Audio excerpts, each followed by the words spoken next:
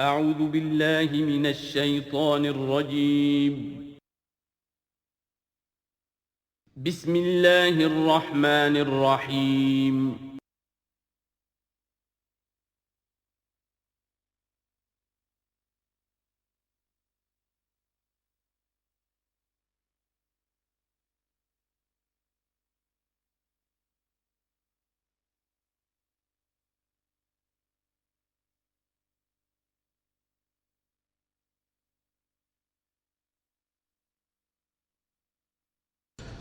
الحمدللہ وکفیٰ والصلاة والسلام علی عبادہ الذین اصطفیٰ، خصوصاً علی افضلہم وخاتم النبیین محمد الامین وعلی آلہ وصحبہ اجمعین.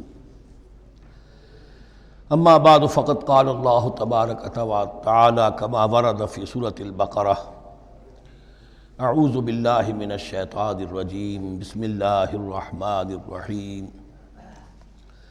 الحج اشہر معلومات، فمن فرض فیہن الحج فلا رفث ولا فسوق ولا جدال فی الحج، وما تفعلوا من خیر یعلمہ اللہ، وتزودوا فإن خیر الزاد التقوی واتقون یا اولی الالباب. صدق اللہ العظیم. پچھلے رکوع سے مناسک حج کا تذکرہ شروع ہو چکا تھا، اور اس کے ضمن میں خاص طور پر یہ کہ اگر کوئی حج کا احرام باندھ کر یا عمرے کا احرام باندھ کر سفر شروع کر دے اور کہیں درمیان میں ایسی رکاوٹ پیش آ جائے کہ اسے احرام کھولنا پڑے بغیر عمرہ کیے اور بغیر حج کیے، تو اس صورت میں کیا قواعد و ضوابط ہیں. اب جو یہ رکوع ہے 25واں، اس میں حج کا اصل فلسفہ، اس کی اصل حکمت، اس کی اصل روح کا بیان ہے. الحج اشہر معلومات، حج کے مہینے ہیں جو معلوم ہیں، یعنی جو بھی پہلے سے عرب میں رواج چلا آ رہا تھا اس کی توثیق ہو گئی کہ واقعتاً یہ اللہ تعالیٰ ہی کی طرف سے. تو حج کے کا جہاں تک ٹائمنگ کا تعلق ہے، مواقیت کا تعلق ہے، وہ گویا کہ اللہ تعالیٰ کی طرف سے توثیق فرما دی گئی. فمن فرض فیہن الحج، تو جو کوئی بھی اپنے اوپر لازم کر لے ان مہینوں میں حج کو. لازم کر لے سے مراد نیت پختہ کر لے، اور نیت پختہ کرنے کی علامت احرام باندھ لے. فمن فرض فیہن الحج، تو حج کے لیے جو اپنے اوپر لازم کر لے، فلا رفث ولا فسوق ولا جدال فی الحج. تو احرام کی حالت میں یہاں لفظ حج آیا ہے، ان میں سے پہلی قید جو ہے فلا رفث، تو کوئی شہوت کی بات نہیں ہونی چاہیے. میاں بیوی بھی ساتھ حج کر رہے ہیں تو احرام کی حالت میں وہی قید ہے کہ جو اعتکاف کی حالت میں ہے. باقی یہ کہ فسوق اور جدال، اللہ کی نافرمانی یا باہم جھگڑنا، اس لیے کہ بہت بڑی تعداد میں لوگوں کا اجتماع ہوتا ہے، سفر میں بھی لوگ ساتھ ہوتے ہیں، تو لوگوں کے غصوں کے پارے جلدی چڑھ جاتے ہیں. اس میں خاص طور پر روکا گیا کہ یہ ہے کہ اس میں امن ہو اور سکون ہو. اور آج بھی واقعہ یہ ہے کہ دنیا میں معجزات میں سے ہے یہ، اتنی بڑی تعداد میں لوگوں کا جمع ہونا، اور وہاں امن رہتا ہے. وہاں وہ جنگ و جدال اور جھگڑا اور فساد وغیرہ قطع نظر نہیں آتا. یا تو یہ کہ پچھلے دنوں میں کچھ سیاسی اعتبار سے کوئی مہمیں اٹھائی گئی ہیں، یا یہ کہ کچھ چور اچکوں نے بھی جانا شروع کر دیا ہے وہاں پر. لیکن جھگڑا اور جو گالم گلوچ کی نوبت ہم نے اپنے آنکھوں سے نہیں دیکھی. 5-6 مرتبہ حج کی سعادت حاصل ہوئی ہے. فلا رفث ولا فسوق ولا جدال فی الحج، وما تفعلوا من خیر یعلمہ اللہ، اور جو خیر بھی تم اس کے دوران کرو گے اللہ کے وہ علم میں ہوگا. نوافل پڑھ رہے ہو، اضافی طواف کر رہے ہو، کوئی اور بھی جو کام کر رہے ہو، تو اس میں کسی اور کو دکھانے کی ضرورت نہیں ہے. اپنے خاموشی کے ساتھ انسان وہ اپنی جو بھی نیکی مزید کما سکے کمائے. جو بھی مناسک حج ہیں ان پر مستزاد. وَتَزَوَّدُوا فَإِنَّ خَيْرَ الزَّادِ التَّقْوَىٰ، اور سفر کے لیے زاد راہ ساتھ لے لیا کرو، اور بہترین زاد راہ تقویٰ ہے. اب اس آیت کے 2 معنی لیے گئے ہیں. ایک تو یہ کہ بہترین زاد راہ تقویٰ ہے، یعنی سفر میں آپ نے آزاد راہ خرچ کی شکل میں تو لے لیا، تقویٰ ہے نہیں، تو پھر کیا ہوگا؟ وہ تو صرف پیسہ خرچ کرنے کے لیے اچھا احرام لے لیں گے، اچھی جگہ لے لیں گے قیام کی. تو تقویٰ اگر نہیں ہے تو وہ حج تو حج ہی نہیں ہوگا. لیکن اس کا ایک دوسرا مفہوم جو ہے وہ بھی بہت اہم ہے کہ اگر انسان خود اپنا زاد راہ ساتھ نہ لے تو پھر وہاں مانگنا پڑتا ہے۔ تو تقویٰ سے مراد یہاں ہے سوال سے بچنا۔ بہتر یہ ہے کہ زاد راہ لے کر چلو، اور یہ کہ اس کے لیے تمہیں کسی کے سامنے سائل نہ بننا پڑے۔ اگر تم صاحب استطاعت نہیں ہو تو حج تم پر فرض ہی نہیں ہے۔ خام خواہ کو ایک شے جو تم پر فرض نہیں ہے اس کے لیے وہاں جا کر بھیک مانگنا، یا یہاں سے بھیک مانگ کر یا چندہ لے کر جانا، یہ تو قطعاً غلط حرکت ہے۔ وَتَزَوَّدُوا فَإِنَّ خَيْرَ الزَّادِ التَّقْوَىٰ وَاتَّقُونِ يَا أُولِي الْأَلْبَابِ، اور یقیناً میرا ہی تقویٰ کرو، مجھی سے ڈرو اے ہوش مندو۔ لَيْسَ عَلَيْكُمْ جُنَاحٌ أَن تَبْتَغُوا فَضْلًا مِّن رَّبِّكُمْ، اس میں تم پر کوئی حرج نہیں ہے، کوئی گناہ نہیں ہے کہ تم حج کے سفر کے دوران اپنے رب کا فضل بھی تلاش کرو۔ آدمی ہندوستان سے پاکستان سے جا رہا ہے، اسے ایسی اجناس لے جائے تجارت کے لیے جو وہاں پر بیچ کر کچھ نفع حاصل کر لے، تو یہ تقویٰ کے منافی نہیں ہے۔ اگر وہاں پر کوئی کاروبار کر سکو کرو۔ فَإِذَا أَفَضْتُم مِّنْ عَرَفَاتٍ، تو پھر جب تم عرفات سے واپس لوٹو، اس لیے کہ اصل حج جو ہے وہ عرفہ ہے، الحج العرفہ۔ حج کے بقیہ تمام مناسک رہ جائیں، صرف عرفہ میں شمولیت ہو جائے، قیام عرفہ میں تو حج ہو گیا۔ باقی جو چیزیں رہ گئی ہیں اس کا جو بھی اس کا کفارہ ہے، اس کا جو دم دینا ہے وہ دے دیا جائے، لیکن عرفہ سے اگر آدمی رہ گیا عرفات کے قیام سے تو پھر حج نہیں ہوا۔ اب یہاں سے جب لوٹتے ہو تو فاذکروا اللہ عند المشعر الحرام، یہ ٹائم ٹیبل نوٹ کر لیجئے کہ اصل میں 8 کی شام کو مکے سے نکلتے ہیں 8 ذی الحج کو، اور رات منی میں گزارتے ہیں۔ پھر 9 کا دن ہے اصل یوم عرفہ، 9 ذی الحج۔ صبح کو نکلتے ہیں، قافلے چلتے ہیں، اور کہیں دوپہر تک، اور دوپہر سے بھی ہو سکتا ہے تاخیر ہو جائے، لیکن کوشش ہوتی ہے کہ ظہر سے پہلے پہنچ جایا جائے، لیکن ظہر اور عصر دونوں ملا کر پڑھ لی جائیں عرفات میں داخل ہونے سے پہلے۔ اسی لیے جو مسجد ہے عرفات کے میدان سے ملحق وہ عرفے کے اندر شامل نہیں ہے، وہ اس کی حدود سے باہر ہے۔ تو یہ اس کا افضل یہی ہے کہ ظہر اور عصر ملا کر وہاں پڑھی جائیں، اور اس کے بعد سے غروب آفتاب تک قیام ہے، وہ عرفات کا قیام ہے، اس میں کوئی نماز نہیں، یعنی جو روایتی جو عبادت ہے اس کے سب دروازے بند۔ اب تو اگر دعا کی آپ کے اندر ایک روح پیدا ہو چکی ہے، اپنے رب سے ہم کلام ہو سکتے ہیں، اور آپ کو حلاوت مناجات حاصل ہو گئی ہے، تو دعا مانگتے رہیے، بس یہی ہے دعا۔ قیام عرفہ جو ہے کھڑے ہو کر بیٹھے ہوئے جس طرح بھی ہو اللہ سے مناجات کرو، یا پھر یہ کہ اگر اس میں کبھی ہو جائے کسی وجہ سے تو آدمی تلاوت کرے، لیکن یہ کہ عام نماز نہیں۔ فَإِذَا أَفَضْتُم مِّنْ عَرَفَاتٍ فاذكروا اللَّهَ عِندَ الْمَشْعَرِ الْحَرَامِ، یہ مزدلفہ کا قیام ہے، 9 کی شام کو مغرب کی نماز کا وقت ہو چکنے کے بعد وہاں سے روانگی ہے، لیکن وہاں مغرب کی نماز پڑھنے کی اجازت نہیں ہے۔ اب جاؤ اور مغرب اور عشاء دونوں جمع کرو اس میں مشعر حرام یعنی مزدلفہ میں۔ وَاذْكُرُوهُ كَمَا هَدَاكُمْ، اور یاد کرو اسے، ذکر کرو جیسے کہ تمہیں اس نے ہدایت دی ہے۔ اس سے مراد ہے کہ جو کچھ اللہ کے رسول نے تمہیں سکھایا ہے، ذکر کے جو طور طریقے ہیں، اس کے لیے جو بھی طریقے ہیں وہ اللہ نے ہدایت دی اپنے رسول کے ذریعے۔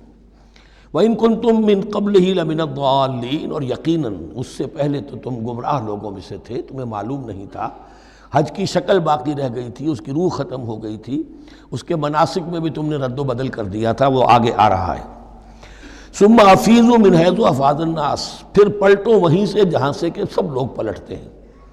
قریش نے یہ کہا تھا کہ ہماری خاص حیثیت ہے کہ ہم تو منی ہی میں مقیم رہیں گے، باہر سے آنے والے لوگ عرفات جائیں اور عرفات سے پھر واپس لوٹیں، یہ سارے مناسک ہمارے لیے نہیں ہیں، ہم تو مکے والے ہیں، اور ہماری شان یہ ہے کہ ہم عرفات نہیں جائیں گے، منی ہی میں قیام رہے گا۔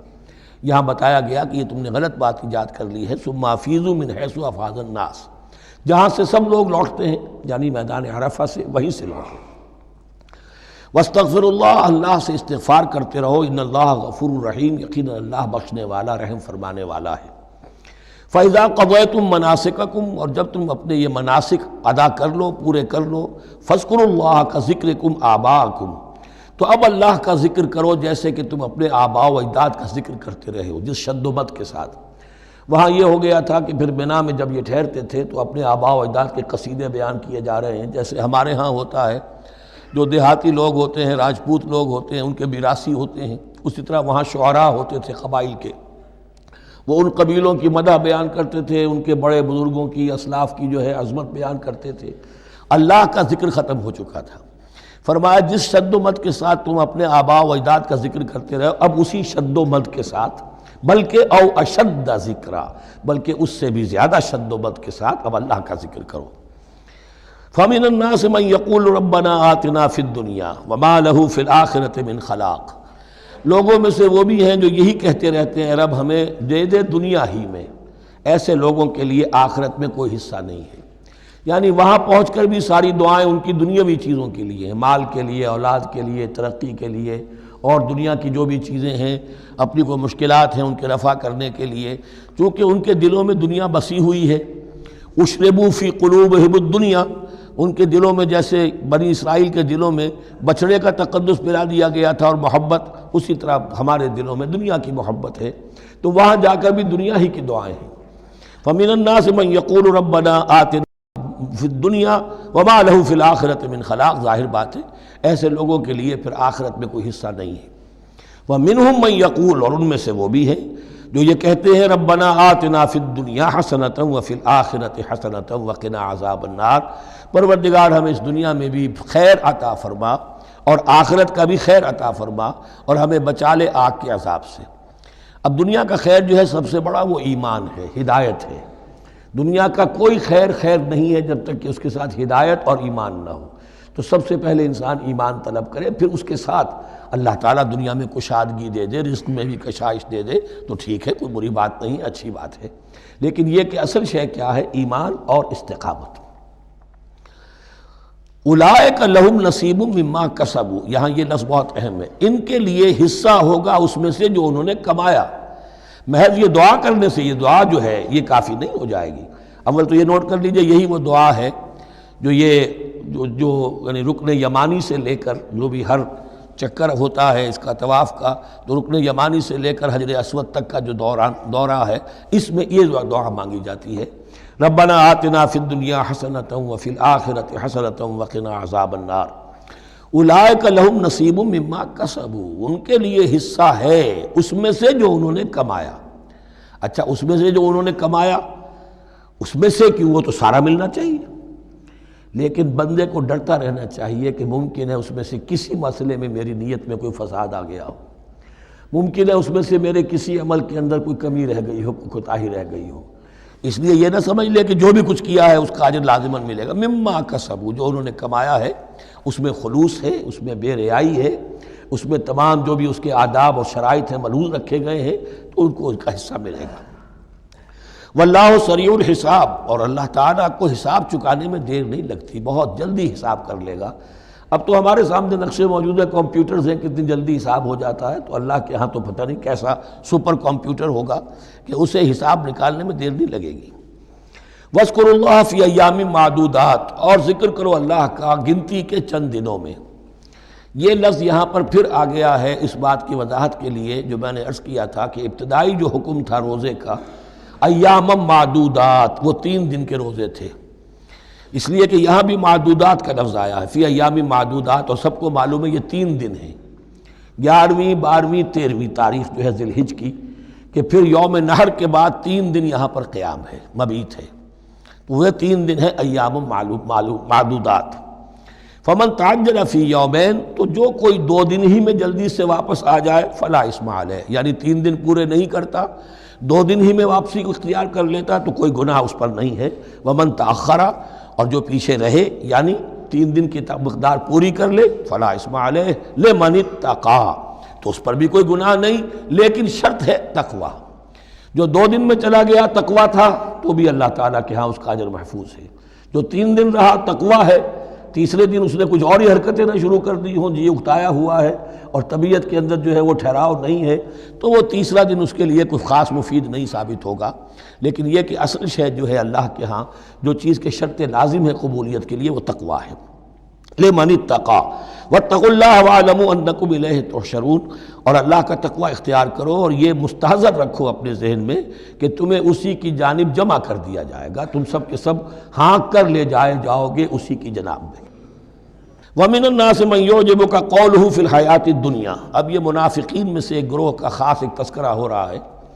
ایک منافق تو ہوتے تھے کہ جو عام ہیں، ان کی زبانوں پر بھی نفاق واضح طور پر ظاہر ہو جاتا تھا، اور ایک قسم کے منافق وہ ہوتے تھے بڑے چاپلوس، چرب زبان، کہ ان کی گفتگو دیکھیے تو وہ تو بڑے مخلص ہیں اور بڑے ہی فداکار ہیں اور بڑے ہی آپ کے ساتھ ان کا تعلق جو ہے وہ نیک نیتی پر مبنی ہے، ان کی زبانیں جو ہیں معلوم ہوتا ہے کہ اس میں تو سب گھی شکر گھلا ہوا ہے، لیکن یہ کہ ان کا کردار انتہائی خراب ہوتا ہے، اور پھر وہ جب واپس جاتے ہیں باتیں کرنے کے بعد یا باتیں بنانے کے بعد تو ان کا کردار جو ہے وہ فساد پر مبنی ہوتا ہے۔ وَمِنَ النَّاسِ مَن يُعْجِبُكَ قَوْلُهُ فِي الْحَيَاةِ الدُّنْيَا، اور لوگوں میں سے ایسے بھی ہیں جن کی باتیں تمہیں بڑی اچھی لگتی ہیں دنیا کی زندگی میں، وَيُشْهِدُ اللَّهَ عَلَى مَا فِي قَلْبِهِ، اور وہ اللہ کو بھی گواہ ٹھہراتا رہتا ہے، میں جو کچھ کہہ رہا ہوں اللہ جانتا ہے، میں خلوص سے کہہ رہا ہوں، میں بالکل اپنی نیک نیتی سے کہہ رہا ہوں، اللہ جانتا ہے۔ وَهُوَ أَلَدُّ الْخِصَامِ، حالانکہ فی الواقع وہ دشمن ہے بہت سخت، الد بہت شدید، اور خصام خصم دشمن کے لیے آتا ہے۔ وَإِذَا تَوَلَّى، جب وہ پیٹھ موڑتے جاتا ہے، سعى فِي الْأَرْضِ، اب وہ زمین میں جو بھاگ دوڑ کرتا ہے، لِيُفْسِدَ فِيهَا، اس میں فساد مچائے، وَيُهْلِكَ الْحَرْثَ وَالنَّسْلَ، اور ہلاک کرے، کہیں کسی کی کھیتی جلا دی، کہیں کسی کا کوئی جانور جو ہے وہ ختم کر دیا، مار دیا۔ وَاللَّهُ لَا يُحِبُّ الْفَسَادَ، اللہ تعالیٰ کو فساد بالکل پسند نہیں ہے۔ وَإِذَا قِيلَ لَهُ اتَّقِ اللَّهَ، جب ایسے شخص سے کہا جاتا ہے کہ تو اللہ کا خوف کرو، اللہ سے ڈرو، تم باتیں ایسی کرتے ہو، عمل تمہارا یہ ہو رہا ہے، سوچو تو صحیح۔ اخذتہ العزت بالاسم، تو اس کو اپنی عزت نفس، جھوٹی عزت نفس گناہ پر اور جما دیتی ہے۔ ایک شخص وہ ہوتا ہے جس سے خطا ہو گئی، غلطی ہو گئی، اس نے اپنی خطا تسلیم کر لی تو اصلاح کر لے گا۔ ایک وہ ہے کہ جو کیسے مان لوں میری غلطی ہے، اس کی جھوٹی انا جو ہے اور جو اس کی جھوٹی عزت نفس ہے وہ اسے اور گناہ کے اوپر چپکا دیتی ہے۔ اخذتہ العزت بالاسم، اس کو اور اس پر جامد کر دیتی ہے۔ فحسبہ جہنم، تو اس کے لیے تو اب کافی ہے جہنم ہی، وَلَبِئْسَ الْمِہَادُ، اور یقیناً وہ بہت برا ٹھکانہ ہے۔ روایات میں آتا ہے کہ ایک شخص خاص تھا، اخنس ابن شریق، اس کا یہ کردار ہے، لیکن یہ کہ یہ تو یوں سمجھیے کہ شان نزول کے اعتبار سے یہ بات ٹھیک ہے، اور یہ کہ تعویل خاص میں اس کو بھی سامنے رکھیں گے، لیکن یہ وہی ہے، کردار ہے، یہ کردار ہر جگہ آپ کو ملے گا۔ اصل میں کردار کو پہچاننا چاہیے اور اس کے حوالے سے اللہ تعالیٰ سے ہدایت طلب کرنی چاہیے کہ اس کردار سے اللہ تعالیٰ ہمیں اپنی حفظ ایمان میں رکھے۔ وَمِنَ النَّاسِ مَن يَشْرِي نَفْسَهُ ابْتِغَاءَ مَرْضَاتِ اللَّهِ، قرآن کا یہ عام اسلوب ہے کہ تقابل ضرور کرتا ہے، فوری تقابل۔ تو اس میں لوگوں میں سے وہ بھی ہیں جو اپنے آپ کو بیچ دیتے ہیں اللہ کی رضا جوئی کے لیے، اپنا تن من دھن، ان صلاتی و نسکی و محیایا و مماتی للہ رب العالمین۔ ومن الناس من یشری نفسہ ابتغاء مرضات اللہ واللہ رؤوف بالعباد، اور اللہ اپنے ایسے بندوں کے حق میں بہت شفیق ہے۔ ظاہر بات ہے جس نے یہ ارادہ کر لیا ہو، نیت کر لی ہو، کبھی ایسے شخص سے بھی کوئی کوتاہی ہو سکتی ہے، حالات ہو سکتے ہیں عارضی سے، کبھی جذبات میں آ کر کوئی غلط قدم اٹھ گیا، اللہ پھر معاف فرمائے گا، بڑی شفقت کے ساتھ معاف فرمائے گا۔ طے کر لے انسان، ایک سیدھا راستہ یہی بن جائے، ان صلاتی و نسکی و محیایا و مماتی للہ رب العالمین، تو پھر یہ ہے کہ کوئی تیز دوڑے گا، کوئی آہستہ چل سکے گا، مختلف صلاحیتوں کے لوگ ہوتے ہیں، اس میں فرق و تفاوت رہے گا، لیکن جس نے یہ عزم کر لیا ہے اللہ تعالیٰ ان کے حق میں بہت شفیق ہے۔ یا ایھا الذین آمنوا ادخلوا فی السلم کافہ، اے اہل ایمان اسلام میں داخل ہو پورے کے پورے۔ یہ گویا کہ وہ بات اب کہی جا رہی ہے کہ جس کا ریورس یا کانورس ہم بنی اسرائیل کے ساتھ جو خطاب تھا اس میں پڑھ چکے ہیں۔ افتؤمنون ببعض الکتاب وتکفرون ببعض، کیا تم ہماری کتاب، ہمارے دین، ہماری شریعت کے ایک حصے کو مانتے ہو اور ایک کو رد کر دیتے ہو؟ فما جزاء من يفعل ذلك منكم الا خزي في الحیاۃ الدنیا ویوم القیامۃ يردون الى اشد العذاب، تو جو کوئی بھی تم میں سے یہ روش اختیار کرے گا اس کی کوئی سزا اس کے سوا نہیں ہے کہ دنیا میں ذلت اور خواری ان پر مسلط کر دی جائے اور قیامت کے دن شدید ترین عذاب میں جھونک دیے۔ اس کو اب مثبت پیرائے میں مسلمانوں سے کہا جا رہا ہے، یا ایھا الذین آمنوا ادخلوا فی السلم کافہ، ریزرویشنز کے ساتھ نہیں، ایکسیپشنز کے ساتھ نہیں۔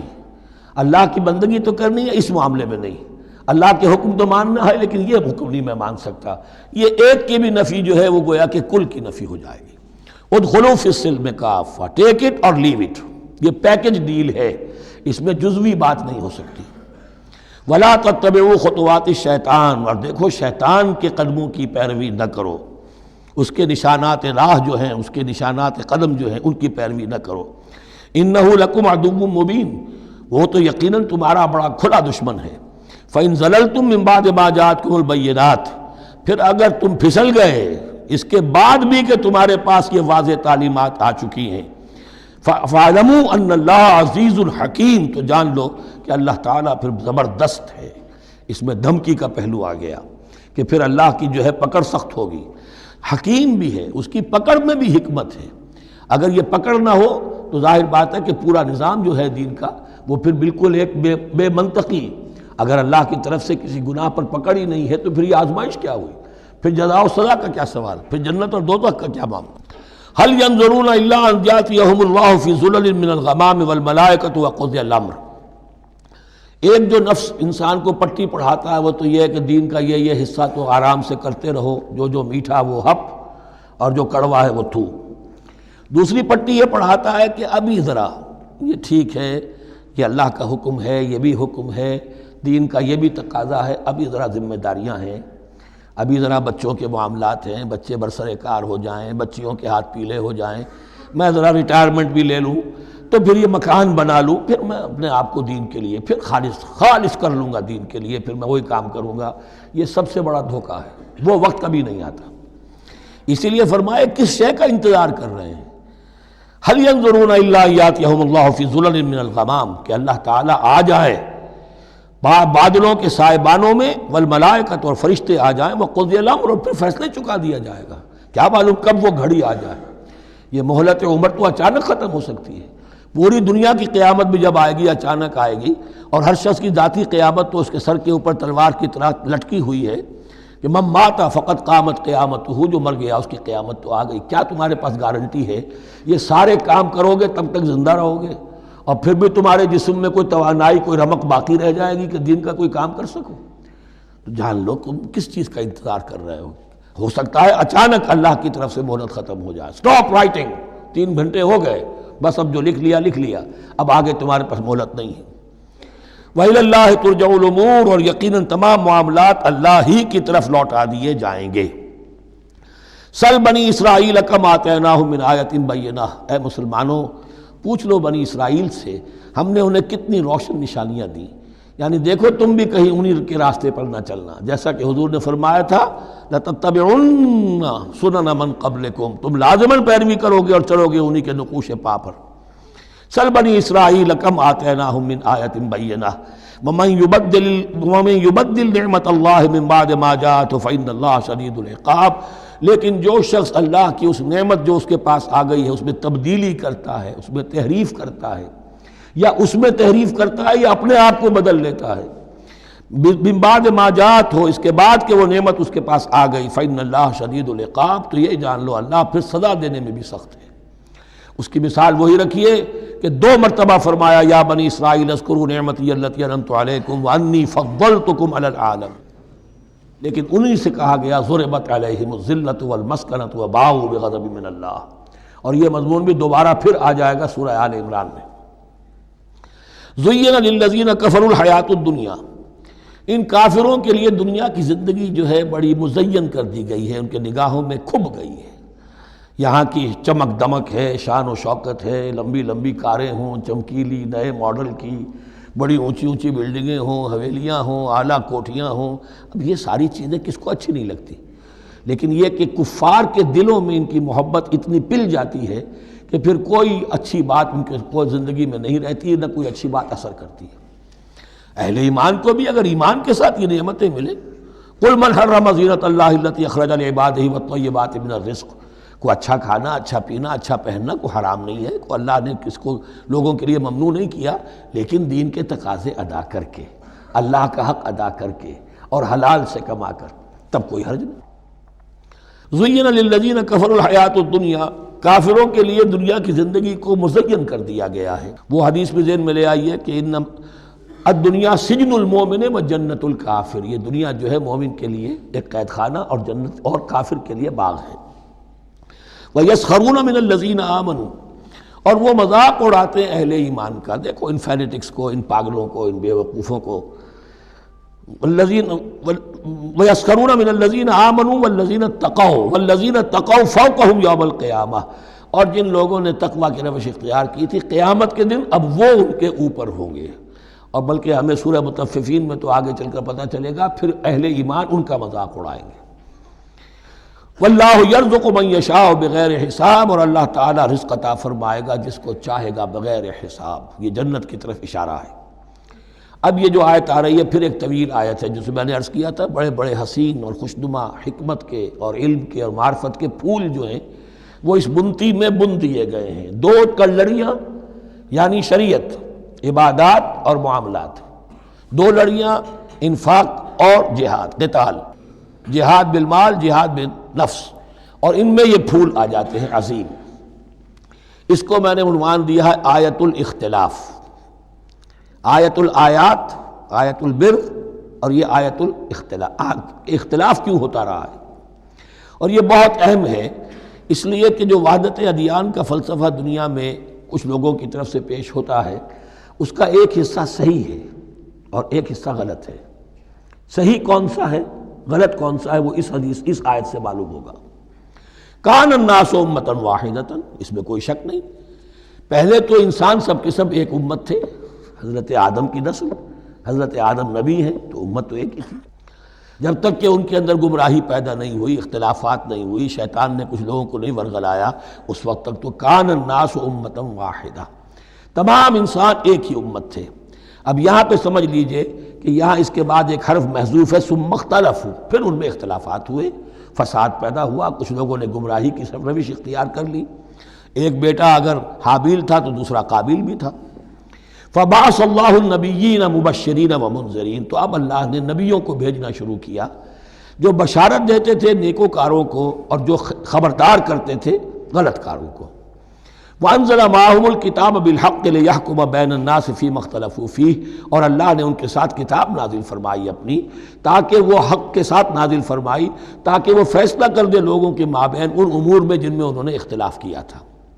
وَمَا اخْتَلَفَ فِيهِ إِلَّا الَّذِينَ أُوتُوهُ مِن بَعْدِ مَا جَاءَتْهُمُ الْبَيِّنَاتُ بَغْيًا بَيْنَهُمْ، اور پھر جو اختلاف کیا ان میں سے تو نہیں کیا اختلاف کرنے والوں نے مگر جن کو کہ وہ کتاب دی جا چکی تھی، ہدایت دی جا چکی تھی، من بعد ما جاءتهم البینات، اور اس کا سبب کیا تھا؟ بغیم بینہم، یہ لفظ میں نے پہلے بھی نوٹ کروایا تھا، بغیم بینہم، دی ارج ٹو ڈومینیٹ، زدم زدہ، سارا فساد دنیا میں جو ہوتا ہے دی ارج ٹو ڈومینیٹ، آدمی جو ہے میں اس کی بات کیوں مانوں، یہ کیوں نہ میری مانے، یہ ہے کہ جس میں جو بھی سربراہی اور بالادستی حاصل کرنے کی جو ایک انسان کے اندر ایک ہے امنگ ہے، یہ امنگ رکھی گئی ہے انسان میں، جہاں انسان کے اندر اچھے میلانات رکھے گئے، برے بھی رکھے گئے، نفس بھی تو انسان ہی میں ہے، اس لیے کہ انہی کی درمیان حق و باطل کی کشمکش چلتی ہے انسان کے باطن میں، حق و باطل کی ایک کشاکش انسان کے باطن میں چلتی ہے، ایک خارج میں چلتی ہے۔ تو فرمایا پھر ہم نے اپنے رسول بھیجنے شروع کیے، فبعث اللہ النبیین مبشرین ومنذرین وانزل معهم الکتاب بالحق لیحکم بین الناس فیما اختلفوا فیہ وما اختلف فیہ الا الذین اوتوہ من بعد ما جاءتهم البینات بغیا بینہم فہدی اللہ الذین آمنوا لما اختلفوا فیہ من الحق باذنہ۔ تو اب اس کے بعد اللہ تعالیٰ نے ہدایت دی ان لوگوں کو جو ایمان لائے ان چیزوں کے بارے میں جس میں کہ وہ اختلاف کر چکے تھے حق سے، اپنے حکم سے اللہ نے ان کو ایمان کی طرف ہدایت فرما دی۔ واللہ یہدی من یشاء الی صراط مستقیم، اور اللہ ہدایت دیتا ہے جس کو چاہتا ہے سیدھے راہ کی طرف۔ لیکن اس کا دوسرا ترجمہ یہ بھی ہوگا اللہ ہدایت دیتا ہے اس کو جو چاہتا ہے، من یشاء، من یشاء میں اللہ کی مشیت بھی ہے اور جو ہدایت کا طالب ہوتا ہے، واللہ یہدی من یشاء، جو چاہتا ہے اس ہدایت کا طالب ہوگا، یہ اللہ کے ذمے ہے، اللہ نے اسے اپنے اوپر ایک ذمہ داری سمجھا ہے کہ اس کو یقیناً ہدایت دے گا۔ والذین جاہدوا فینا لنہدینہم سبلنا، جو ہمارے راستے میں کوششیں کریں گے، حق کی طرف بڑھنا چاہیں گے، ہم لازماً ان کو راستہ دکھائیں گے، اپنے راستوں کی طرف ان کی رہنمائی کریں گے، یہ اللہ نے اپنے ذمے لیا۔ ام حسبتم، اب بڑی سخت آیت آ رہی ہے، یہ بھی بڑی لرزا دینے والی آیت ہے۔ اب دیکھیے صحابہ کرام میں سے ایک بڑی تعداد تھی کہ جو مکے کی سختیاں جھیل کر آئے تھے، مہاجرین، ان کے لیے تو اب جو بھی مراحل آئندہ آنے والے تھے وہ کوئی ایسے ثقیل نہیں تھے، ایسے مشکل نہیں تھے۔ وہ سختیاں تو وہاں نہیں انہوں نے جھیلنی تھی کہ جو کہ مکے میں مہاجرین نے جھیلی تھی، تو اب ان سے ہے خاص طور پر روئے سخن، اگرچہ خطاب عام ہے، اور یہ قرآن مجید میں عام طور پر آپ کو ملے گا کہ الفاظ عام ہیں، لیکن آپ اگر دیکھیں گے تو روئے سخن کسی خاص طبقے کی طرف ہے، تو یہاں در حقیقت ان کو بتایا جا رہا ہے۔ ام حسبتم ان تدخلوا الجنہ، کیا تم نے یہ سمجھا تھا کہ جنت میں داخل ہو جاؤ گے؟ ولما یاتکم مثل الذین خلوا من قبلکم، حالانکہ ابھی تک تو تمہارے اوپر وہ حالات و واقعات تو وارد ہی نہیں ہوئے جو ان پر ہوئے تھے جو تم سے پہلے تھے۔ مستہم الباساء، انہیں آ لیا پہنچی ان کو سختی بھوک کی، والضراء اور تکالیف، وزلزلوا اور وہ ہلا مارے گئے، حتیٰ یقول الرسول والذین آمنوا معہ متی نصر اللہ، یہاں تک کہ پکار اٹھا وقت کا رسول اور جو ان کے ساتھ اہل ایمان تھے، کب آئے گی اللہ کی مدد، الا ان نصر اللہ قریب، اب انہیں یہ خوشخبری دی گئی کہ آگاہ ہو جاؤ اللہ کی مدد قریب ہے۔ یعنی اللہ آزماتا ہے، یہ وہی بات ہے جو اس سے پہلے آ چکی ہے 19ویں رکوع میں بالکل شروع میں، وَلَنَبْلُوَنَّكُمْ بِشَيْءٍ مِّنَ الْخَوْفِ وَالْجُوعِ وَنَقْصٍ مِّنَ الْأَمْوَالِ وَالْأَنفُسِ وَالثَّمَرَاتِ، ہم لازماً آزمائیں گے۔ یہ کوئی پھولوں بھرا راستہ نہیں ہے، پھولوں کی سیج نہیں ہے، حق کا راستہ ہے، یہ کانٹوں بھرا بستر ہے، کانٹوں بھرا راستہ ہے، اس کے لیے ذہناً تیار ہو جاؤ۔ در رہے منزل لیلا کہ خطر ہاست بسے، شرط اول قدمی نفس کے مجنوں باشی، دیکھ سمجھ کر آؤ۔ ام حسبتم ان تدخلوا الجنة ولما یاتکم مثل الذین خلوا من قبلکم مستهم الباساء والضراء وزلزلوا حتى يقول الرسول والذین آمنوا معه متی نصر اللہ الا ان نصر اللہ قریب۔ یہ آیت پھر مسلمانوں کو، صحابہ کرام کو سورہ صف میں یہ خوشخبری سنائی گئی، جبکہ غزوہ احزاب واقع ہو چکا تھا اور شدید ترین امتحان سے محمد الرسول اللہ اور ان کے صحابہ گزر چکے تھے کامیابی کے ساتھ، تب انہیں خوشخبری دی گئی ہے۔ سورہ صف اس وقت نازل ہوئی ہے، وَأُخْرَىٰ تُحِبُّونَهَا نَصْرٌ مِّنَ اللَّهِ وَفَتْحٌ قَرِيب، اب تمہارے لیے وہ خوشخبری ہے اے نبی، بشر المومنین، اپنے اہل ایمان ساتھیوں کو بشارت دے دیجئے کہ اب وہ وقت آ گیا ہے کہ اللہ کی نصرت کے دروازے کھلتے چلے جائیں گے۔ یسألونک ماذا ینفقون، یہ آپ سے پوچھ رہے ہیں کہ وہ کیا خرچ کریں، جو انفاق کے لیے کہا جا رہا ہے کیا خرچ کریں، تو انسان جو بھی بھلائی کے لیے خرچ نکالے اس میں سب سے پہلا حق کن کا ہے؟ قل ما انفقتم من خیر، کہہ دیجئے جو بھی تم خرچ کرو خیر میں سے، دولت میں سے، مال اسباب میں سے، فللوالدین، سب سے پہلا جو حق ہے وہ والدین کا ہے، والاقربین اور رشتہ داروں کا ہے، والیتامى اور یتیموں کا ہے، والمساکین اور محتاجوں کا ہے، وابن السبیل اور مسافر کا ہے، وما تفعلوا من خیر فإن اللہ بہ علیم، اور جو بھی خیر تم کماؤ گے، جو کام بھی اچھا کرو گے، جان لو وہ اللہ کے علم میں ہے۔ یہ ضرورت نہیں ہے کہ دنیا واقف ہو اس سے، تمہیں اگر اجر اللہ سے لینا ہے تو اللہ تو رات کے اندھیرے میں بھی دیکھ رہا ہے، اور تمہارے داہنے ہاتھ نے جو کچھ دیا ہے بائیں کو پتہ نہیں چلا تو اللہ کو تو پھر بھی پتہ چل گیا۔ اب یہ سخت آیت اور آ گئی، کتب علیکم القتال، اب میں نے کہا تھا نا کہ یہ لڑیاں جو ہیں چونکہ بٹی ہوئی ہیں تو ایک لال اور ایک پیلی اور ایک ہری اور ایک نیلی، تو یہ نظر آتی ہے ایک طرف سے کہ کٹے ہوئے ہیں رنگ، ان کو کھول دیں گے تو ہر لڑی مکمل ہو جائے گی، ایک گویا کہ تسلسل ہے۔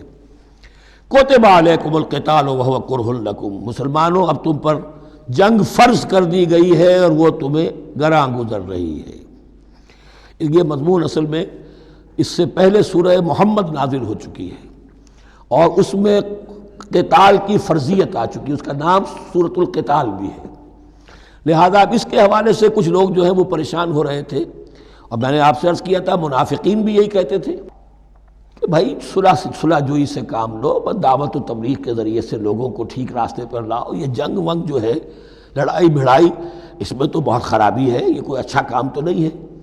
اب یہاں یہ ہے کہ فرض کیا جا رہا ہے اللہ کی راہ میں جنگ کرنا، تو اس حوالے سے کہا جا رہا ہے، تو اس میں جہاں منافقین کہتے تھے، جن مسلمانوں کا ایمان قدرے کمزور تھا وہ منافق تو نہیں تھے، لیکن یہ کہ ایمان اتنا پختہ نہیں تھا، ابھی تازہ ایمان لائے تھے، مدینے کے اندر ابھی وہ ایمان لائے ہیں، ان کی تربیت کے مراحل ابھی گزرے ہی نہیں، تو ان میں سے بھی بعض لوگوں کے دلوں میں اب انقباض پیدا ہو رہا تھا۔ کتب علیکم القتال وہو کرہ لکم، تم پر، اب دیکھیے کتبہ کا لفظ آ گیا ہے، کتب علیکم الصیام، کتب علیکم القصاص فی القتلى، کتب علیکم اذا حضر احدکم الموت ان ترک خیرا الوصیہ، وصیت کا حکم آیا کتبہ، روزے کا حکم آیا کتبہ، اسی طریقے سے فرضیت قتال ہے۔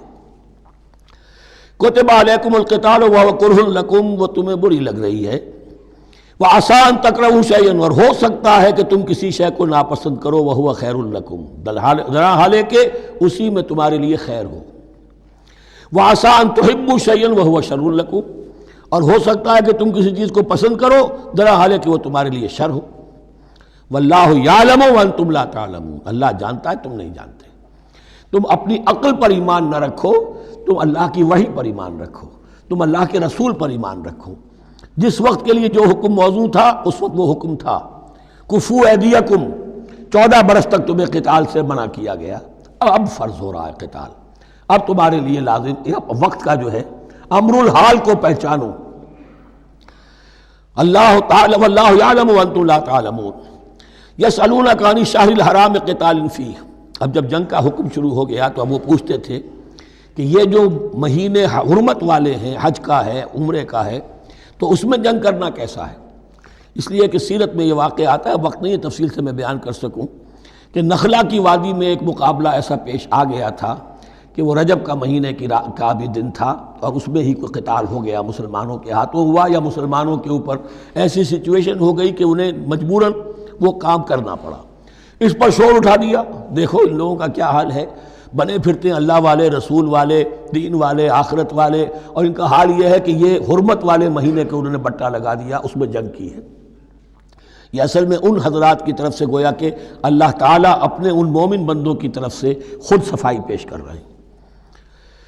یسألونک عن الشہر الحرام قتال فیہ، یہ پوچھتے ہیں آپ سے حرمت والے مہینوں میں قتال کا حکم، قل قتال فیہ کبیر، کہہ دیجئے ہاں حرمت والے مہینے میں جنگ کرنا بہت بڑی بات ہے، یعنی بہت بڑا گناہ ہے، لیکن وَصَدٌّ عَن سَبِيلِ اللَّهِ وَكُفْرٌ بِهِ وَالْمَسْجِدِ الْحَرَامِ وَإِخْرَاجُ أَهْلِهِ مِنْهُ أَكْبَرُ عِندَ اللَّهِ، یہ بھی تو دیکھو کہ جن لوگوں نے وہ جرم کیے ہیں کہ جنہوں نے اللہ کے راستے سے روک دیا، اللہ کا کفر کیا، مسجد حرام کے راستے روک دیے مسلمانوں کے لیے، اب یہ نہیں جا سکتے، بیت اللہ میں عبادت نہیں کر سکتے، اخراج اہلہ منہ، اس میں سے لوگوں کو نکلنے پر مجبور کر دیا مکے کے مسلمانوں کو، اکبر عند اللہ، گناہ تو وہ بھی ہے لیکن یہ کہیں بڑا گناہ ہے اللہ کے نزدیک۔ تو سینس آف پروپورشن ہونا چاہیے کہ کس چیز کے مقابلے میں کس شے کی برائی ہے۔ والفتنۃ اکبر من القتل، یہ پہلے بھی آ چکا ہے، والفتنۃ اشد من القتل، اب آیا والفتنۃ اکبر من القتل۔ فتنہ ہر وہ کیفیت ہے جس میں صاحب ایمان کے لیے ایمان پر قائم رہنا اور اسلام پر عمل کرنا مشکل ہو جائے۔ آج کا پورا معاشرہ فتنہ ہے، اسلام پر عمل کرنا مشکل ہے، بدماشی کے راستے کھلے ہوئے ہیں، حرام خوری کے راستے کھلے ہوئے ہیں، حلال عقل حلال دانتوں پسینہ آئے تو شاید نصیب ہو، شادی کے نکاح کے راستے بند کیے ہوئے ہیں، یہ شرطیں ہیں اور یہ شرطیں ہیں اور یہ شرطیں ہیں اور یہ ہے اور یہ چیزیں لازمی ہیں، اور زنا کے راستے کھلے جائیے۔ جس معاشرے کے اندر جب غلبہ باطل کا ہوگا حق پر چلنا ممکن نہیں رہے گا، وہ جو باطل کا غلبہ ہے وہ سب سے بڑا فتنہ ہے۔ والفتنۃ اکبر من القتل، فتنہ جو ہے بہت بڑی شے ہے قتل کے مقابلے میں۔ ولا یزالون یقاتلونکم حتی یردوکم عن دینکم ان استطاعوا، اور سن لو یہ لوگ تم سے جنگ کرتے رہیں گے یہاں تک کہ لوٹا دیں تمہیں اپنے دین سے، اگر وہ کر سکتے ہوں، وہ تو تلے ہوئے ہیں اس پر کہ تمہیں لوٹا کر لے جائیں گے اپنے دین سے۔ یہاں اشارہ ہو رہا ہے مشرکین مکہ کی طرف، کیونکہ اب یہ تمہید چل رہی ہے سورہ بقرہ کے اندر غزوہ بدر کے لیے، اب اس کے بعد غزوہ بدر ہونے والا ہے، اس کے لیے ذہنی تیاری۔ وَلَا يَزَالُونَ يُقَاتِلُونَكُمْ حَتَّى يَرُدُّوكُمْ عَنْ دِينِكُمْ إِنِ اسْتَطَاعُوا، وہ تو اپنی سے کوشش کرتے رہیں گے کہ تمہیں تمہارے دین سے پھرا کر لوٹا کر واپس لے جائیں اگر ان میں طاقت ہے۔ وَمَنْ يَرْتَدِدْ مِنْكُمْ عَنْ دِينِهِ، اور سن لو جو بھی کوئی تم میں سے پھر گیا، مرتد ہو گیا اپنے دین سے، فَيَمُتْ، اور اسی حالت میں اس کی موت آ گئی، وَهُوَ كَافِرٌ، کہ وہ کافر ہی تھا، فَأُولَٰئِكَ حَبِطَتْ أَعْمَالُهُمْ فِي الدُّنْيَا وَالْآخِرَةِ، تو یہ وہ لوگ ہوں گے کہ جن کے تمام اعمال دنیا اور آخرت میں حبط ہو گئے۔ پہلے کتنے ہی نیکیاں کی ہوئی تھیں، کتنے ہی نمازیں پڑھی ہوئی تھیں، کتنا ہی جو ہے انفاق کیا تھا، صدقات دیے تھے، کچھ بھی کیا، سب کا سب زیرو ہو جائے گا۔ وَأُولَٰئِكَ أَصْحَابُ النَّارِ هُمْ فِيهَا خَالِدُونَ، اور وہ ہوں گے جہنم والے اور رہیں گے اس میں ہمیشہ ہمیشہ۔ ان الذین آمنوا والذین ہاجروا وجاہدوا فی سبیل اللہ اولئک یرجون رحمت اللہ واللہ غفور رحیم۔ یقیناً وہی لوگ جو ایمان لائے اور جنہوں نے ہجرت کی اور جہاد کیا اللہ کی راہ میں، یہ وہ لوگ ہیں جو اللہ کی رحمت کے امیدوار ہیں۔ بڑا لطیف طنز ہے ان پر، جا رہے ہیں حرام کے راستے پر، اللہ رحمت فرمائے گا۔ اللہ رحمت نہیں فرماتا، اللہ کی رحمت کا مستحق بننا پڑتا ہے۔ اللہ کی رحمت کا مستحق وہی ہے، ان الذین آمنوا والذین ہاجروا وجاہدوا فی سبیل اللہ اولئک یرجون رحمت اللہ۔ وہ امیدوار ہیں اللہ کی رحمت کے، وہ امید کرے تو ان کی امید بجا ہے۔ واللہ غفور الرحیم، اور یقیناً اللہ تعالیٰ غفور الرحیم ہے۔ یسألونک عن الخمر والمیسر، اب دیکھیے یہاں سے شریعت کا جو بلو پرنٹ اب تیار ہونا شروع ہوا۔ کچھ احکام پہلے آ چکے اور کچھ احکام اب آ رہے ہیں، تو بیچ بیچ میں یہ لڑیاں جو ہیں کٹی ہوئی ہیں۔ یہ آپ سے پوچھ رہے ہیں نبی صلی اللہ علیہ وسلم شراب اور جوئے کے بارے میں۔ قل فیہما اسم کبیر، اے نبی ان سے کہہ دیجئے کہ ان دونوں کے اندر بہت بڑے گناہ کی پہلو ہے، ومنافع للناس، اور لوگوں کے لیے کچھ منفعتیں بھی ہیں، واسمہما اکبر من نفعہما، اور ان کا جو گناہ کا پہلو ہے وہ نفع کے پہلو سے بڑا ہے۔ بس یعنی اشارہ کر دیا کہ چھوڑ دو اس کو، اب تمہاری عقل سلیم کے حوالے معاملہ ہے، حقیقت تم پر کھول دی گئی۔ یہ ابتدائی حکم ہے لیکن حکم کے پیرائے میں نہیں، بس یہ ہے کہ کچھ فائدے بھی ہیں۔ وہ تو ہے میں سے غرض نشات ہے کچھ روح سیاہ کو، ایک گونا بے خودی مجھے دن رات چاہیے، اور میں کدے کی راہ سے ہو کر گزر گیا ورنہ سفر حیات کا بے حد طویل تھا۔ یہ حکمت سمجھ لیجئے کہ جوئے میں اور میسر میں کیا چیز مشترک ہے کہ دونوں کو جمع کیا گیا۔ شراب میں بھی انسان حقائق سے اپنے آپ کو منقطع کرتا ہے اور محنت سے جی چراتا ہے۔ He doesn't want to see the facts، مواجہہ کرنے کو تیار نہیں، فیس کرنے کو تیار نہیں ہے bitter facts of life کو، تو میں ایک گونا بے خودی مجھے دن رات چاہیے۔ اور جوا بھی محنت کی نفی ہے، چانس، داؤ لگاؤ۔ ایک ہے محنت سے ایک آدمی کما رہا ہے، مشقت کر رہا ہے، کھوکھا ہے یا کوئی چھابڑی لے کے جا رہا ہے یا کچھ اور کام ریڑھی چلا رہا ہے، وہ اپنی کوئی کمائی کر رہا ہے، اور ایک یہ داؤ لگاؤ، داؤ سے کمانا، چانس پر کمانا، یہ بھی محنت کی نفی ہے۔ تو یہ دونوں کے اندر اصل میں علت ایک ہی ہے۔ یسألونک عن الخمر والمیسر قل فیہما اسم کبیر ومنافع للناس واسمہما اکبر من نفعہما ویسألونک ماذا ینفقون قل العفو، اور یہ پوچھتے ہیں کتنا خرچ کریں، انفقوا انفقوا انفقوا وانفقوا فی سبیل اللہ ولا تلقوا بایدیکم الی التہلکہ، یہ آیت پر کل پڑھ چکے ہیں۔ اپنے آپ کو اپنے ہاتھوں ہلاکت میں نہ جھونکو، کتنا خرچ کرے، کچھ ہمیں مقدار بھی بتا دی جائے۔ فرمایا قل العفو، جو بھی تمہاری ضرورت سے زائد ہے۔ اللہ یہ بھی نہیں کرتا کہ اپنی ضرورتوں کو بھی تم پیچھے ڈال دو، نہیں، ضرورتیں اپنی پوری کرو، پھر جو اب تمہارے پاس ہے۔ اب یہ سمجھیے کہ جو ایک کمیونسٹ فلسفی ہے اس میں بھی ایک اصطلاح سرپلس ویلیو، ایک سرپلس ویلیو یہ ہے عفو، جو تمہاری ضروریات سے زائد ہے، یہ سرپلس ویلیو ہے، یہ اللہ کی راہ میں دے دو۔ اس کو بچا کر رکھنا جو ہے اللہ پر آپ بے اعتمادی کا اظہار کر رہے ہیں کہ اللہ کل نہیں دے گا مجھے، میں بچا کے رکھوں۔ یسألونک ماذا ینفقون قل العفو، لیکن اس میں یہ ہے کہ ضرورتیں کتنی ہیں، کیا ہے، اس کا کوئی پیمانہ مقرر نہیں کیا۔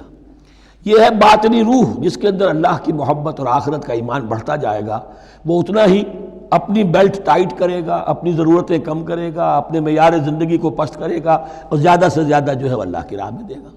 لیکن اصول یہ ہے کہ ہر شخص یہ دیکھے کہ جو میری ضرورت سے زائد ہے اسے میں ریٹین نہ کروں، اسے میں دے دوں۔ اس انفاق پر پورے 2 رکوع آگے آنے والے ہیں سورہ مبارکہ میں۔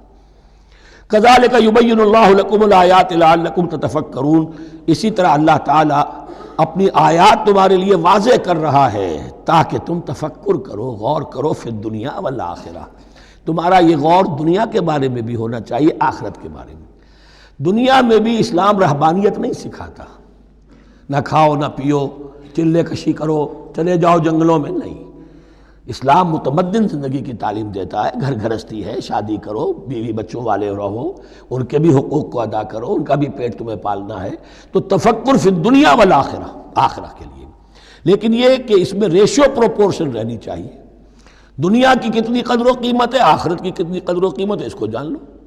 اسی کے حساب سے ایلوکیشن اگر نہیں ہے تو پھر یہ کہ سینس آف پروپورشن اگر غلط ہو گیا تو ظاہر بات ہے کہ پھر ہر چیز تل پٹ ہو جائے گی۔ ایک دوا کے نسخے میں کوئی چیز زائد تھی، کوئی کم تھی، آپ نے جو کم تھی اسے زیادہ کر دیا، جو زائد تھی کم کر دیا، تو اب ہو سکتا ہے کہ یہ نسخہ شفا نہ رہے، نسخہ ہلاکت بن جائے۔ وَيَسْأَلُونَكَ عَنِ الْيَتَامَىٰ، اور یہ آپ سے پوچھ رہے یتیموں کے بارے میں، قُلْ إِصْلَاحٌ لَهُمْ خَيْرٌ، اے نبی ان سے کہہ دیجئے ان کے لیے ان کی مصلحت کو پیش نظر رکھنا یہ ہے کہ جو بہتر ہے، نیکی ہے، بھلائی ہے۔ اصل میں سورہ بنی اسرائیل کی آیت جو ہے وہ لوگوں کے سامنے تھی، وَلَا تَقْرَبُوا مَالَ الْيَتِيمِ إِلَّا بِالَّتِي هِيَ أَحْسَنُ، مال یتیم کے قریب تک نہ پھٹکو، یعنی گڑبڑ کر لو گے اپنے اموال میں، اس میں سے یہ کہ ہو سکتا ہے کہ تمہارا ان کا کوئی مال تمہارے پیٹ میں چلا جائے، ہانڈی مشترک ہے، اب اس میں ظاہر بات ہے یتیم نے بھی کھانا ہے، تم نے بھی کھانا ہے، اچھی اچھی بوٹیاں تم نے کھا لی ہیں اور یتیم کے لیے جو ہے خرچہ تو پورا ڈال دیا، لیکن یہ کہ اس کے لیے بیچارے کے لیے چھچڑے چھوڑ دیے۔ تو یہ چیز روکنے کے لیے کہا گیا تھا مکی صورتوں میں وَلَا تَقْرَبُوا مَالَ الْيَتِيمِ إِلَّا بِالَّتِي أَحْسَنُ۔ اب صحابہ کے لیے تو یہ چیزیں ایسی تھیں کہ اشارہ ذرا سا ہو گیا اور انہوں نے اس پر عمل کیا، انہوں نے ہڈیاں علیحدہ کر دیں تاکہ ان کا خرچہ بالکل علیحدہ رہے۔ اب اس میں تکلیف ہو رہی تھی، ایک گھر کے اندر ہی ایک یتیم ہے، اس کا خرچہ اس کے مال میں سے نکالا جا رہا ہے۔ فرمایا کہ یہ مقصد نہیں تھا، مقصد یہ تھا کہ تم ان کے مال ہڑپ نہ کر جاؤ۔ قُلْ إِصْلَاحٌ لَهُمْ خَيْرٌ، قُلْ إِصْلَاحٌ لَهُمْ خَيْرٌ، ان کے لیے اصلاح کرنا بھلائی کا ہے۔ وَإِن تُخَالِطُوهُمْ فَإِخْوَانُكُمْ، اگر تم اپنے ساتھ ان کو ملائے رکھو تو وہ تمہارے بھائی ہیں۔ وَاللَّهُ يَعْلَمُ الْمُفْسِدَ مِنَ الْمُصْلِحِ، اللہ جانتا ہے مفسد کو بھی مصلح کو بھی، وہ جانتا ہے کہ یہ آدمی گڑبڑ کر رہا ہے، یہ ہڈیاں علیحدہ کر کے بھی گڑبڑ کر سکتا ہے، اور یہ وہ شخص ہے کہ جو ہڈیاں مشترک کر کے بھی حق پر رہ سکتا ہے۔ وَلَوْ شَاءَ اللَّهُ لَعَنَتَكُمْ، اگر اللہ چاہتا تو تمہیں سختی میں ڈالے ہی رکھتا، تم پر مشقت جو ہے یہ کیے رکھتا۔ ان اللہ عزیز الحکیم، یقیناً اللہ زبردست ہے، حکمت والا ہے۔ ایک طرف وہ سختی بھی کرتا ہے، زبردست ہے، لیکن وہ اس کے ہر حکم کے اندر حکمت بھی ہے، اور جہاں حکمت نرمی کی متقاضی ہوتی ہے وہاں وہ رعایت بھی دیتا ہے۔ وَلَا تَنكِحُوا الْمُشْرِكَاتِ حَتَّىٰ يُؤْمِنَّ، اور مشرک عورتوں سے نکاح نہ کرو جب تک کہ وہ ایمان نہ لے آئیں۔ وَلَا أَمَةٌ مُؤْمِنَةٌ خَيْرٌ مِّن مُشْرِكَةٍ وَلَوْ أَعْجَبَتْكُمْ، ایک مومنہ خواہ وہ لونڈی ہو وہ بہتر ہے ایک مشرکہ سے خواہ وہ آزاد عورت ہو۔ وَلَوْ أَعْجَبَتْكُمْ، اور مزید یہ کہ وہ تمہیں اچھی بھی لگتی ہو۔ وَلَا تُنكِحُوا الْمُشْرِكِينَ، اور نہ اپنی عورتوں کا نکاح کرو، نکاح میں دو اپنی عورتوں کو، اپنی بیٹیوں کو مشرکوں کے، حتیٰ یؤمنوا، جب تک کہ وہ ایمان نہ لے آئیں۔ وَلَا عَبْدٌ مُؤْمِنٌ خَيْرٌ مِّن مُشْرِكٍ وَلَوْ أَعْجَبَكُمْ، مسلمان اگر غلام ہے تو وہ بھی بہتر سمجھو مشرک سے جو آزاد ہے اور وہ تمہیں پسند بھی ہے، مالدار بھی ہے یا اور بھی ہے، اس کے اندر دوسرے پہلو بھی ہیں۔ اولئک یدعون الی النار، دیکھو وہ جو ہے وہ پکار رہے ہیں، آگ کی طرف بلا رہے ہیں، تمہیں بھی لے جائیں گے، تمہاری اولاد کو بھی لے جائیں گے۔ واللہ یدعو الی الجنۃ والمغفرۃ باذنہ، اللہ تمہیں بلا رہا ہے جنت کی طرف اور مغفرت کی طرف اپنے حکم سے۔ وَيُبَيِّنُ آیاتہ للناس لعلہم یتذکرون، اور اللہ اپنی آیات واضح کر رہا ہے لوگوں کے لیے تاکہ وہ نصیحت اخذ کریں۔ وَيَسْأَلُونَكَ عَنِ الْمَحِيضِ، اور وہ عورتوں کے ایام ماہواری کے بارے میں آپ سے سوال کر رہے ہیں۔ قُلْ هُوَ أَذًى، کہہ دیجئے وہ ایک ناپاکی بھی ہے اور ایک تکلیف کا مسئلہ بھی ہے۔ فَاعْتَزِلُوا النِّسَاءَ فِي الْمَحِيضِ، تو حیض کی حالت میں اگر تمہاری بیویاں ہوں تو ان سے علیحدہ رہو، مقاربت نہ کرو۔ وَلَا تَقْرَبُوهُنَّ حَتَّىٰ يَطْهُرْنَ، اور ان سے مقاربت نہ کرو یہاں تک کہ وہ پاک ہو جائیں۔ فَإِذَا تَطَهَّرْنَ، اور جب وہ خوب پاک ہو جائیں، فَأْتُوهُنَّ مِنْ حَيْثُ أَمَرَكُمُ اللَّهُ، تو اب ان کی طرف جاؤ، جو بھی تمہیں تعلق قائم کرنا ہے کرو، جہاں سے کہ تمہارے رب نے تمہیں حکم دیا، اللہ نے حکم دیا ہے۔ یہ اللہ کا حکم کیا ہے؟ یہ ہے امر طبیعی، ہر انسان جانتا ہے، ہر حیوان کو معلوم ہے، وہ طبیعی شے ہے۔ لیکن یہ کہ اب عورتوں کے ساتھ بھی اگر انسان جو ہے وہ لواطت کا فعل شروع کر دے، قوم عمل لوط، تو ظاہر بات ہے کہ عمل قوم لوط تو وہ چیز جو ہے غلط ہے، وہ حرام ہے۔ یہ تو اللہ تعالیٰ نے جو بھی تمہاری فطرت میں ڈالا ہے راستہ، وہ در حقیقت من حیث امرکم اللہ، ان اللہ یحب التوابین ویحب المتطہرین، یقیناً اللہ محبت کرتا ہے بہت توبہ کرنے والوں سے اور بہت پاک بازی اختیار کرنے والوں سے۔ ان ناپاک چیزوں سے دور رہنے میں۔ نساؤکم حرث لکم، تمہاری بیویاں تمہارے لیے کھیتیوں کے مانند ہیں، جیسے کھیت میں بوتے ہو فصل کاٹتے ہو، بیویوں کے ذریعے سے اللہ تعالیٰ تمہیں اولاد عطا کرتا ہے۔ فاتو حرثکم انا شئتم، تو جو بھی کھیتی والی جگہ ہے ادھر تم جاؤ جدھر سے چاہو، یعنی اس میں یہ ہے کہ کوئی رکاوٹ نہیں ہے، وہ داہنی طرف سے بائیں طرف سے جدھر سے بھی ہو، لیکن ہو وہ فرج کے اندر، وہ مقد کے اندر معاملہ نہ ہو۔ فاتو حرثکم انا شئتم وقدموا لانفسکم، اور اپنے آگے کے لیے سامان کرو، یعنی اپنی اولاد۔ انسان جو ہے بڑھاپے کے لیے اس کا ایسٹ بنتی ہے اس کی اولاد۔ آج تو دنیا اولاد سے بھاگتی ہے، لیکن ایک زمانے میں تو اولاد جو ہے وہ عصائے پیری شمار ہوتی تھی۔ وقدموا لانفسکم واتقوا اللہ واعلموا انکم ملاقوہ، اور اللہ سے کا تقوی اختیار کرو۔ ابھی آپ دیکھیں گے کہ جو حکم بھی شریعت کا آئے گا بار بار تکرار کے ساتھ جو ہے اس میں جو تقوی کا ذکر بار بار آئے گا، کہ ایک قانون ہے اس کی قانونیت ہے، ایک ہے تقوی۔ قانون کی لاکھ پیروی کی جا رہی ہو، تقوی نہ ہو تو وہ قانون جو ہے وہ مذاق بن جائے گا، تماشا بن جائے گا۔ اس کے بعد مثالیں آئیں گی ابھی۔ واتقوا اللہ واعلموا انکم ملاقوہ، اور اللہ کا تقوی اختیار کرو اور جان لو تمہیں اس سے مل کر رہنا ہے، حاضر ہونا ہے اس کے جناب میں۔ وبشر المؤمنین، اور اے نبی اہل ایمان کو بشارت دے دیجئے۔ ولا تجعلوا اللہ عرضۃ لایمانکم، ایک اور حکم آ گیا، اللہ تعالیٰ کا نام جو ہے وہ تختہ مشق نہ بنا لو اپنی قسموں کے لیے۔ قسم کھا بیٹھا میں تو اللہ کی قسم کھا بیٹھا ہوں، اب یہ قسم کھا بیٹھا اس لیے میں یہ کام نہیں کر سکتا، چاہے وہ نیکی کا کام تھا۔ کسی وقت غصے میں آدمی آ کر قسم کھا بیٹھتا ہے۔ حضرت ابو بکر صدیق نے بھی قسم کھا لی تھی۔ مستح ان کا ایک ایسا تھا مسلمان غریب کہ جس کی وہ مدد کیا کرتے تھے، لیکن مستح بھی جب حضرت عائشہ پر تہمت میں ملوث ہو گیا تو حضرت ابو بکر نے قسم کھا لی کہ یہ بدبخت جس کی میں سرپرستی کرتا رہا یہ بھی میری بیٹی پر تہمت لگانے میں شامل ہو گیا، اب میں اس کی کبھی مدد نہیں کروں گا۔ یہ سورہ نور میں آئے گا، ان سے کہا گیا نہیں ایسا نہ کرو، تم اپنے نیکی کے دروازے کو کیوں بند کرتے ہو؟ قسم کھا لی، قسم کو کھول دو، کفارہ دے دو۔ وَلَا تَجْعَلُوا اللَّهَ عُرْضَةً لِأَيْمَانِكُمْ أَن تَبَرُّوا وَتَتَّقُوا، نیکی کا کام کرنے سے، تقوی کے کام سے رکنے کے لیے قسم کھا لینا۔ وَتُصْلِحُوا بَيْنَ النَّاسِ، اور اس سے کہ لوگوں کے مابین مصالحت کرو۔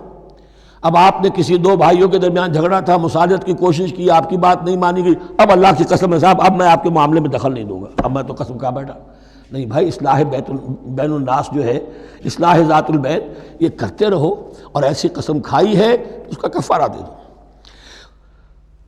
واللہ سمیع علیم، اور اللہ تعالیٰ سننے والا اور جاننے والا ہے۔ لا یؤاخذکم اللہ باللغو فی ایمانکم، اللہ تعالیٰ مؤاخذہ نہیں کرے گا تم سے جو تم بغیر مقصد کے، بغیر عزم اور ارادے کے قسم کھا بیٹھتے ہو۔ یہ عربوں کا رواج ہے، واللہ باللہ کے بغیر ان کا کوئی جملہ شروع ہی نہیں ہوتا۔ تو یہ در حقیقت قسم کھانے کا ان کی اس وقت نیت نہیں ہوتی، بلکہ یہ ان کا ایک جس کو ہم کہتے ہیں تقیہ کلام ہے، ان کا ایک اسلوب ہے گفتگو کا، واللہ باللہ ہے، تو اس پر مؤاخذہ نہیں ہے۔ وَلَٰكِن يُؤَاخِذُكُم بِمَا كَسَبَتْ قُلُوبُكُم، ہاں جو تم نے ارادہ کر کے، تمہارے دلی ارادے کے ساتھ جو تم نے قسم کھائی ہے، پھر اس پر مؤاخذہ ہوگا۔ اسے توڑو گے تو اس کا ایک کفارہ ہے، وہ بعد میں آئے گا۔ وہ کفارہ جو ہے وہ پھر سورہ مائدہ کے اندر آ جائے گا۔ میں نے عرض کیا تھا کہ یہ اصل میں سورہ بقرہ میں بلو پرنٹ آ رہا ہے شریعت اسلامی کا، اور اس کے جو اصل چیزیں ہیں وہ پوری تکمیلی احکام وہ پھر آخر میں آئیں گے، کچھ سورہ نساء میں، کچھ سورہ مائدہ میں۔ واللہ غفور حلیم، اللہ غفور ہے، بخشنے والا ہے اور حلیم ہے، فوراً نہیں پکڑتا، فوراً سزا نہیں دیتا، مہلت دیتا ہے کہ اصلاح کر لو۔ للذین یولون من نسائہم تربص اربعۃ اشہر، اب یہ بھی ایک قسم کھا لی جاتی تھی کہ کسی وقت کسی مرد نے، کسی شوہر نے قسم کھا لی اب میں اپنی بیوی کے قریب نہیں جاؤں گا، ناراض ہو گئے، غصہ آ گیا، میں تمہارے سے کوئی تعلق نہیں رکھوں گا، یہ ایلا کہلاتا تھا۔ حضور نے بھی ایلا فرمایا تھا اپنی ازواج مطہرات سے جب انہوں نے کچھ زیادہ نفقے کا مطالبہ کیا تھا کہ اب عام مسلمانوں کے ہاں بھی خوشحالی آ گئی ہے تو اب ہمارے اوپر یہ سختی کیوں ہے، ہمارا بھی جو نفقات ہیں، ہمارا جو خرچ ہے، وظائف ہیں، بڑھائے جائیں۔ اس پر حضور نے پھر ایلا کیا، اس کا ذکر ہے، وہ بعد میں آئے گا۔ لیکن وہاں عام طور پر لوگ قسم کھا کے بیٹھ جاتے تھے، اب قسم کھا لی ہے، پچھتا بھی رہے، کیا کریں، قسم کھا چکے، اب بیوی کے پاس کیسے جائیں؟ اب وہ بیوی معلق ہے، نہ وہ شادی شداؤں میں ہے اور نہ وہ علیحدہ ہے، آزاد ہے۔ للذین یولون من نسائہم تربص اربعۃ اشہر، 4 مہینے کے لیے تو وہ انتظار کیا جا سکتا ہے۔ فإن فاؤوا، اس دوران میں اگر وہ لوٹیں، اپنی قسم کو ختم کریں اور رجوع کر لیں، تعلق زن و شوق قائم کریں فإن اللہ غفور رحیم، تو اللہ تعالیٰ غفور و رحیم ہے۔ وإن عزموا الطلاق، اور اگر وہ طلاق کا ارادہ کر چکے ہوں کہ واقعتاً اب ان سے سیپریشن ہی ہے، فإن اللہ سمیع علیم، تو اللہ تعالیٰ سننے والا جاننے والا ہے۔ یعنی یہ کہ 4 مہینے سے زیادہ معلق نہ رکھو کسی کو، یا ادھر یا ادھر، یا فیصلہ کرو اور اسے فارغ کرو، اور یا پھر یہ کہ اپنی وہ قسم ختم کرو اور اس کا جو بھی کفارہ ہے وہ ادا کرو۔ اسی پر غالباً قیاس کیا تھا، بلکہ ساتھ ہی سیرت میں آتا ہے کہ حضرت عمر نے حضرت حفصہ سے پوچھ بھی لیا تھا۔ حالانکہ دیکھیے کہ باپ اور بیٹی کا معاملہ ہو رہا ہے، اور باپ بیٹی سے سوال کر رہا ہے، دین کے معاملے میں حیا اور شرم کی بات نہیں ہوتی۔ ان اللہ لا یستحی ان یضرب مثلا ما بعوضۃ فما فوقها، تو یہ کہ جو لوگ جہاد پر جاتے تھے، کوئی سال بھر گھر واپس نہیں آ رہا، اب ایک طرف تو ان پر مشقت ہے، وہ بیویوں سے دور ہیں، اہل و عیال سے دور ہیں، ادھر عورتیں جو ہیں وہ بغیر شوہروں کے جو وقت گزار رہی ہیں۔ تو پوچھا کہ کتنا عرصہ تم سمجھتی ہو کہ ایک عورت اپنی عصمت اور عفت کو سنبھال کر اپنے شوہر کا انتظار کر سکتی؟ تو حضرت حفصہ نے کہا 4 ماہ، اور میں سمجھتا ہوں کہ شاید انہوں نے اسی پر کہا ہو کہ یہ معلق رکھنے کا حکم بھی قرآن مجید میں جو ہے زیادہ سے زیادہ اس کی مہلت 4 مہینے ہے۔ والمطلقات یتربصن بانفسهن 3 قروء، اور جنہیں طلاق دے دی جائے ان پر لازم ہے کہ وہ اپنے جیوں کو روکے رکھیں 3 حیض تک، یہ عدت ہے۔ طلاق کے بعد 3 مہینے کی عدت ہے۔ اس عدت میں یا تو شوہر رجوع کر لے گا اگر 1 یا 2 طلاقیں ہیں، تیسری طلاق ہو گئی تو رجوع کا حق نہیں ہے، وہ بعد میں بات آ جائے گی، اور اسی میں چاہے تو اس کے بعد جب مدت ختم ہو جائے گی تو پھر اب شوہر کا حق ختم ہو جائے گا، اب وہ آزاد ہوگی، لیکن اس مدت کے اندر وہ دوسری شادی نہیں کر سکتی۔ والمطلقات یتربصن بانفسهن 3 قروء ولا يحل لهن ان يكتمن ما خلق الله في ارحامهن، اور ان کے لیے یہ حلال نہیں ہے، جائز نہیں ہے کہ وہ چھپا لیں جو کچھ کہ اللہ نے پیدا کر دیا ہو ان کے ارحام میں۔ اگر حمل ٹھہر گیا ہے اور بیوی کو ڈر ہے کہ اب یہ شوہر تو طلاق دے دے گا، وہ اپنا حمل چھپا رہی ہے تاکہ پتہ ہی نہ چلے اس کو، کیونکہ وہ چاہے گی کہ بچہ میرے پاس رہے، بچہ بچی جو بھی ہو۔ ظاہر بات ہے کہ بچہ اور بچی جو ہے وہ ماں کے لیے تو جگر گوشہ ہے، اس کے جسم کا ٹکڑا ہے، اس کے جسم کا لوتھڑا ہے، تو وہ چھپانے کی ٹینڈنسی ہوتی ہے کہ وہ جھگڑا ہی نہ اٹھے۔ ولا يحل لهن ان يكتمن، ان کے لیے جائز نہیں ہے کہ وہ چھپائیں ما خلق اللہ فی ارحامہن، جو کچھ کہ پیدا کر دیا ہے اللہ نے ان کے رحموں میں۔ ان کن یؤمن باللہ والیوم الاخر، اگر وہ فی الواقع ایمان رکھنے والی ہیں اللہ پر اور یوم آخر پر۔ وبعولتهن احق بردہن فی ذلک ان ارادوا اصلاحا، اور یہ جو عدت کی مدت ہے اس میں ان کے شوہروں کو حق حاصل ہے، زیادہ حقدار ہیں کہ انہیں لوٹا لیں، اسے رجعت کہتے ہیں، رجوع کیا جا سکتا ہے عدت کے اندر، لیکن تیسری طلاق کے بعد نہیں۔ پہلی طلاق، دوسری طلاق، اس کے بعد دونوں میں جو عدت ہوگی اس میں رجوع کر سکتا ہے شوہر، اس کا اختیار ہے، بیوی کو نہ کہنے کا اختیار نہیں ہے کہ اب تم طلاق دے چکے ہو، اب میں تمہاری بات ماننے کو تیار نہیں ہوں، اس کا اسے حق نہیں ہے۔ اسے پھر وہ مرد کا جو حق ہے وَبَعُولَتُهُنَّ أَحَقُّ بِرَدِّهِنَّ، وہ زیادہ حقدار ہے کہ انہیں لوٹا لے، فی ذالک، اس مدت کے اندر ان ارادوا اصلاحا، اگر وہ واقعتاً اصلاح ہی چاہتے ہیں۔ وَلَهُنَّ مِثْلُ الَّذِي عَلَيْهِنَّ بِالْمَعْرُوفِ، اور ان کے لیے حقوق ہیں جو کہ مناسبت سے ہیں ان کی ذمہ داریوں کے۔ وَلِلرِّجَالِ عَلَيْهِنَّ دَرَجَةٌ، اور مردوں کو ان پر ایک درجہ فوقیت کا، ایک درجہ فضیلت کا، ایک درجہ حقوق کا حاصل ہے۔ واللہ عزیز الحکیم، اور اللہ تعالی زبردست ہے اور حکمت والا ہے۔ یہ آیت اصل میں اس زمانے میں بہت مس انٹرپریٹ ہوئی ہے، اور بعض مترجمین نے بھی ترجمہ غلط کیا ہے۔ یعنی اس کا یہ ترجمہ کرنا لہن مثل الذی علیہن، ان کے بھی حقوق مردوں پر ویسے ہی ہیں جیسے مردوں کے حقوق ہیں ان پر، تو یہ تو مساوات ہو گئی، اور مساوات جو اسلامی شریعت میں مرد اور عورت کے درمیان، شوہر اور بیوی کے درمیان نہیں ہے۔ مراد کیا ہے؟ لام اور اعلیٰ کا جو استعمال ہوتا ہے عربی میں، لام کسی کے حق کے لیے اور اعلیٰ کسی کی ذمہ داری کے لیے۔ لہن، ان کے لیے حقوق ہیں، مثل الذی علیہن، جیسے کہ ان پر ذمہ داریاں ہیں۔ اللہ تعالیٰ نے جیسے ذمہ داری مرد پر ڈالی ہے ویسے حقوق اس کو دیے ہیں، جیسی ذمہ داری عورت پر ڈالی ہے اس کی مناسبت سے کورسپونڈنگلی پروپورشنیٹ جو ہے اس کو بھی حق دے دیے ہیں۔ اور اس بات کو کھول دیا، مساوات کہاں سے آئے گی؟ جب کہہ دیا وَلِلرِّجَالِ عَلَيْهِنَّ دَرَجَةٌ، اور مردوں کو ان پر ایک درجہ حاصل ہے، فوقیت کا درجہ حاصل ہے۔ واللہ عزیز الحکیم۔ اب یہ تمہیں پسند ہو تب بھی اور ناپسند ہو تب بھی، اللہ تعالیٰ عزیز ہے، حکیم ہے، وہ سب کچھ جاننے والا ہے، اور وہ زبردست ہے جو چاہے حکم دے، اور حکیم ہے، حکمت والا ہے، اس کا حکم حکمت پر مبنی ہے۔ بارک اللہ لی ولکم فی القرآن العظیم ونفعنی وإیاکم بالآیات والذکر الحکیم۔